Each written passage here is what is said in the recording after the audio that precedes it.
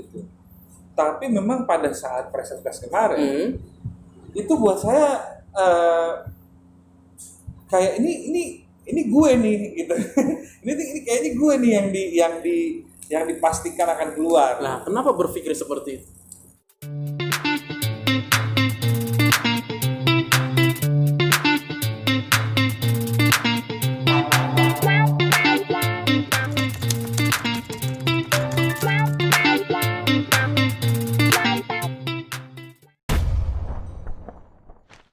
Karena gini, dikasih challenge 30 menit. Pertama ya, pertama kali kita masak sesuatu 30 menit. Nggak pernah ada sebelumnya. Even dari galeri pertama nggak ada 30 menit. Yang itu kantong itu 30 menit sama 45 menit. Itu ayam. Beda dong. Kalau ayam sebenarnya masih selasa. Nah, ini permasalahannya adalah ini seafood. Iya kan? Seafood. Dan aku udah pernah ngeluarin udang bakar Jimbaran. Ya kan? Aku udah pernah ngeluarin cumi bakar yang dibilang sama Chef Renata, Faiz, Jerry, Klava, Hamzah, good job. Enak gitu ya. Enak. Kemarin di pressure test, udang, kerang, cumi, sama ikan. Seafood gitu ya. Seafood. 2 dari ini udah aku masak. Gak mungkin aku masak. Tinggal kerang sama ikan. Nah, yang di pertama ternyata aku sama Jerry berpikiran sama. Kita bikin ikan kuah asam. Iya. Cuma perbedaannya, Jerry pakai santan, gue enggak gitu. Kuah asam bukannya nggak pakai santan? Nah, itu yang bingung. Jadi aku tuh kalau aku makan kuah asam nggak pakai santan. Nah, kalau kata Chef Arnold, kalau pakai santan itu berarti peranakan. That's it. Aku juga nggak ngerti. Jadi kayaknya walaupun Bang Tison bilang sama aku waktu itu ya, Bang Tison itu produsernya Mas Chef. Bang Tison bilang kalau gua jadi lo, gua akan masak sesuatu yang pernah gua masak. Tapi ingat, tujuan saya di sini bukan mau cari aman. Walaupun ya banyak kontesan lain yang masaknya berkali-kali itu lagi gitu. Aku nggak mau. Nah, ada satu orang yang setuju sama aku, yaitu Ko Erik. Ko Erik MCI 6 itu tidak pernah masak sesuatu yang sama. Dia selalu around the world. Ya kan? Beda.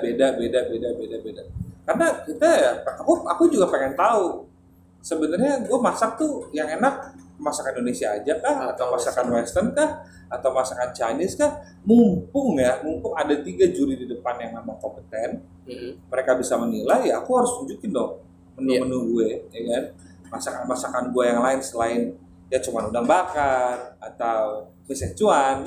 Ya itu buat gue, ngapain gue sampai ikut MasterChef kalau gue cuma mau ngulang-ngulang itu aja. Iya.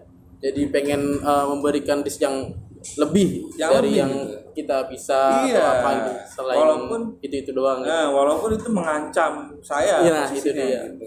Kadang kan kata juri juga, kenapa sih harus yang repot-repot gitu kan? Bikin masakan yang repot-repot, yang simpel-simpel aja bisa gitu kan. Kadang yang simpel juga kan dikomen juga. Iya, kurang effort. Nah, itu dia. Tapi sebenarnya kalau kita jadi peserta ya, aku ngelihatnya sih bukan kurang effort ya. Maksudnya dikala kita mau memberikan yang simple, harus enak. Nah, harus itu dia. Nggak boleh. Memang nggak boleh biasa aja, nggak boleh kayak ya udah gitu aja. Udah makanannya biasa aja, simple, rasanya juga nggak spesial. Nah, itu yang juri nggak suka. Mungkin juri maksudnya gitu ya, simple tapi enak dan sempurna gitu. Iya, platingnya juga bagus gitu kan. Jangan ya udah gitu doang. Itu yang juri nggak suka. Nah, cuman kemarin pas gua keluar, ya gua ngelihat gitu makanannya BK kayak gimana. Orang dia round pertama udang udah dipakai 2, kerang dipakai 2, cumi dipakai 2. Ya berarti tinggal satu dong. Iya enggak? Round kedua dia pakai ikannya. Round ketiga dia pakai sisa ikan. Ya itu cuma dipotong-potong segede-gede gini. Udah gitu dia bikin sambal hijau, ditaruh plek di piring. Gua nyimpen. gue nyimpen nih, gue tahu nih, oh round pertama gue kalah nih ya kan. Oke, round kedua gue nyimpen Waktu itu tenaga. round pertama Jerry ya yang Jadi, menang. round kedua yang lain pada bikinnya keren-keren lagi, gue simpen dong bahan baku gue. Gue nggak mau keluarin, ntar dulu gitu. Karena ya menurut gue itu cara yang paling bagus seperti itu.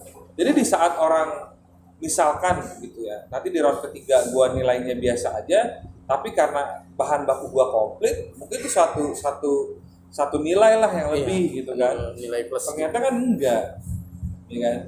BK cuman ikan doang sama sisa bahan baku seadanya, dia bikin sambal hijau, ditaruh di atasnya, itu juga nggak ditumis bareng.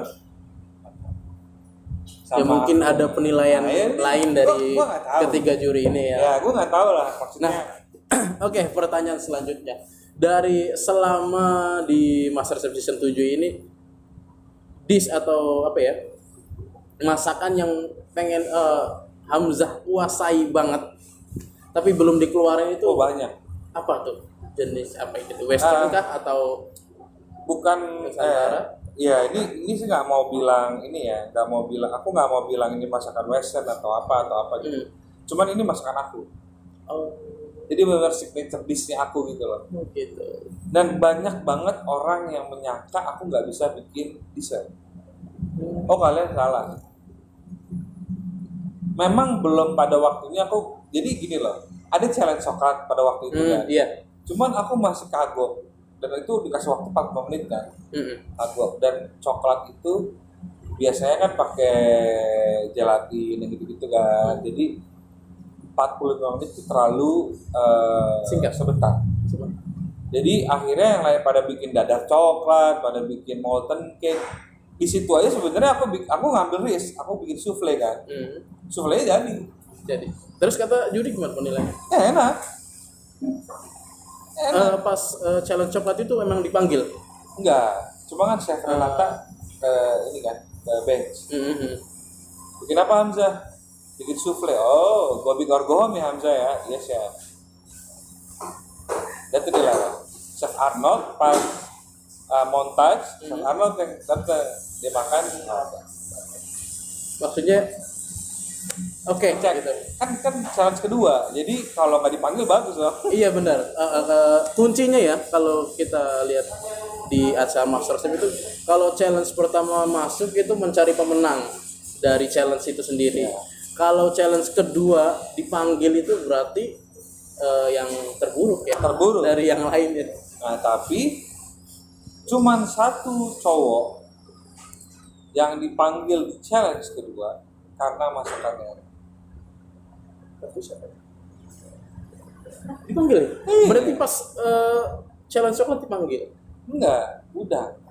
Yang tukeran basket. Oh iya challenge itu. Yang tukeran basket saking luar biasa enaknya, saking luar biasa out of the box-nya. Di challenge kedua aku dipanggil dan malah dikasih pujian. Dan dibilang sama Chef Renata, it's a win. Istilahnya dipanggil sebagai contoh untuk yang lainnya, ini loh yang enak gitu ya. Oke. Tuh. Dan di pressure test pun nggak pernah ada yang dikasih. Oh ada satu, Bang Ramos. Bang Ramos waktu pressure test madu dibilang ini makanan Bang Ramos terenak di galeri. Aku waktu pressure test yang Umi pulang, sandwich aku terbaik kan. Iya. Berkali-kali dimention. Hamzah one of the best. Makanan kamu, sandwich kamu paling enak, paling terbaik gitu-gitu. Ya makanya aku juga pun luar biasa kaget gitu sebenarnya ya. Karena ya aku berusaha lah, nggak cuman main-main aja gitu, cuman berusaha untuk jadi pemenang gitu. Cuman ya memang start by day lah waktu itu. Iya. Nah, kalau dibilang menu-menu apa aja belum keluar banyak, dessert salah satunya. Salah satunya apa tuh namanya gitu? Supreme coklat chantilly. Menarik juga ya. Nah, terus ada lagi aku namainnya chocolate of the sea. Jadi basic bawahnya itu adalah coklat tart, terus pakai coklat ganas. Di atasnya tuh dikasih agar, cuman campuran beberapa sirup, jadinya kayak lautan. Kalau ada foto itu mesti bikin. Itu. Terus kalau, nah aku tuh paling jago ngolah adonan mie, Nih, pasta. waktu kemarin challenge mie, Itu aku sebenarnya udah senyum-senyum sendiri aja. I know I will win. tapi waktu itu sukses ya pas challenge Sukses, mie. menang. Kemarin pas challenge mie itu yang enggak jadi itu Yuri, Yuri, Nindi Nindi, sama Cika. Cika. Memang bener-bener nggak jadi itu ya. Dan waktu itu seru juga sih. Langsung ke pressure test gak ke challenge kedua, Iya. namun si Cika terselamatkan. Sama aku Nah, itu dia. Jadi ngikut ke challenge kedua. ikut challenge juga. Ya gitulah jadinya lah. Jadi banyak banget dish. Itu kan dish banyak banget dish yang belum dikeluarin nih. Memang sengaja belum sengaja disimpan dulu buat next challenge atau memang belum nemu aja pas challenge-nya gitu. Iya dua-duanya. Pertama belum keluar challenge-nya, tapi Sichuan tuh salah satu kartu aku. Kan kebuka tuh, di saat kebuka menang, Iya, gitu kan? iya. Nah kalau yang pasta belum nemu nih, gitu. Belum nemu saatnya ngeluarin pasta, gitu. Dessert pun di saat orang masak dessert, aku di atas. Nah, jadi memang nggak ketemu gitu Nggak ya. ketemu gitu.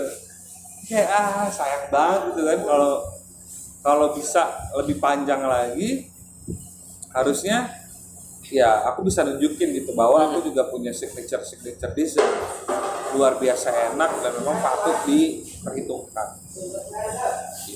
Ini dari ketiga juri ini, komentar yang paling menohok atau apa ya bikin down gitu komentarnya siapa? Nah, ini yang susah ya, maksudnya gini. Aku tuh punya mindsetnya beda sama yang lain. Kalau yang lain tuh kayaknya berkompetisi sama kontesan-kontesan lain gitu ya. Kalau aku mindsetnya adalah kompetisinya bukan sama teman-teman aku sendiri, tapi sama 3 juri di depan. Oh gitu. Jadi mereka mau ngomong apa kek, buat aku bersama elu gitu. Gua nih sama elu lombanya, bukan sama mereka-mereka. Oke, jadi istilahnya berkompetisi bukan dengan para peserta, tapi dengan para ketiga juri gitu ya. Oke. Jadi menurut Bang Hamzah ini dari ketiga juri yang ada di MasterChef season 7 ini, siapa sih favorit dari Bang Hamzah? Salah satu juri ini. Sebenarnya ya aku sama adik aku tuh sangat-sangat ngefans sama Chef Arnold. Chef Arnold. Sangat-sangat ngefans lah. Dia juga nggak sekolah masak, dia juga bukan background yang dia kerja di hotel apa gimana, cuman ya dia punya restoran gitu ya. Dia open minded lah, open minded lah buat saya gitu. Membuka mata bahwa ya orang-orang yang nggak kalau mau terjun pun di F&B nggak perlu sekolah masak kan. Cuma pas kenal, jujur ya, sekarang malah kayak nggak ada. Nggak ada, gimana maksudnya? Nggak ada yang gue sukain banget atau yang Jadi biasa aja. biasa gitu. aja gitu. Oh Chef Renata, oh ya udah gitu. Oh Chef Juna, oh ya udah gitu. Oh Chef Arnold, oh ya udah. Jadi kayak yang biasa banget gitulah, nggak ada yang gue suka banget, nggak ada yang tadinya awalnya Chef Arnold pun jadi kayak ya udah ya Chef Arnold, Iya. kayak gitu doang. Dari seluruh para peserta ini kan ada 20 peserta di MasterChef Indonesia season 7 ini. Siapa kira-kira lawan terberat dari Bapak? Ya awalnya sih sebenarnya Umi ya, cuman pas dapat bahan baku yang gimana, karena Umi juga kelabakan gitu Nah, kan, iya. susah gitu. Tapi kalau sekarang nggak ada, karena ya ini makanan, antara lu makan bikin enak atau enak banget atau nggak enak banget, kan? Nggak ada makanan yang lu habis lu makan ini langsung mati gitu, nggak ada. Ini hanya sebuah makanan guys, gitu. It's about food. Dan aku pede sama rasanya aku. Karena waktu dapat challenge gummy bear, ya kan? Aku bikin kambing, masuk aja. Gummy bear. Kemarin bear. waktu pas itu Iya, challenge itu. bikin kambing. Gummy bear ke kambing nyambung. Dan pas itu nggak masuk pressure test kan maksudnya? Nggak. Oke aja kan? Saya nanti bilang kok itu si Hamzah masaknya enak, cuma presentasinya aja buruk. Emang waktu pas gummy bear itu kayak brokoli ya. Brokoli, gummy bear brokoli. sama mie telur. Waktu pas itu si Hansel ya yang keluar. Ya, bener. Nah disitulah juga dibilang lawan terberat siapa, nggak ada. Jerry, ayo Jer, mau masak apa Jer? Let's go, let's do this. Audrey, let's go. Apa masak apa? Audrey itu kelemahannya di Indonesian food. Dia takut Indonesian food, ya kan? Jerry, apa Jerry? Mau bikin pastry yang luar biasa sulit. Ayo, kalau dia berani, dia berani ke apa pastry. Ya? Oke, dari apa ya? Dari seluruh peserta ini siapa sih istilahnya sosok yang menjadi teman baik di karantina atau di Oh, di karantina galeri? ya. 2 orang, Bang Vicky sama Bang Ramos. Why? Karena kita mungkin hampir seumuran kali ya. Jadi kayak kita ngobrol tuh benar-benar yang open, benar terbuka, Nyambung banget gitu. nyambung banget. Nggak ada tutupan, nggak ada fake-fakean gitu. Jadi kayak nyambung banget sama mereka. Nah, waktu pas kemarin Umi keluar setelah melakukan pressure test, itu juga setelah challenge tim ya. Nah, gimana sih perasaan Bang Hamzah saat Umi harus meninggalkan galeri? Ya yang kayak tadi aku bilang di awal ya, berat walaupun kita sebenarnya kompetisi, walaupun Umi sebenarnya musuh aku di galeri ya, tapi tetap itu emak gue gitu kan, itu ibu gue gitu. Jadi ya sampai ada adegan gue sempet sujud di kakinya Nah, Umi. itu dia paling bener-bener nih adegan yang luar biasa lah, pertama kali Master Chef Indonesia gitu kan. Adegan seperti itu orang pada nangis semua di sosial media. Ya. Luar biasa. Umi Yuli sampai trending topik Trending topik di di Twitter. Twitter. Luar biasa. Itu sebenarnya nggak dibuat-buat ya guys, kalian harus tahu ya. Itu aku sujud karena aku udah lemas, udah benar-benar nggak tahu mau ngomong apa sama Umi, mau minta maaf udah nggak bisa, dan aku bukan orang yang gampang atau mudah buat menangis gitu kan.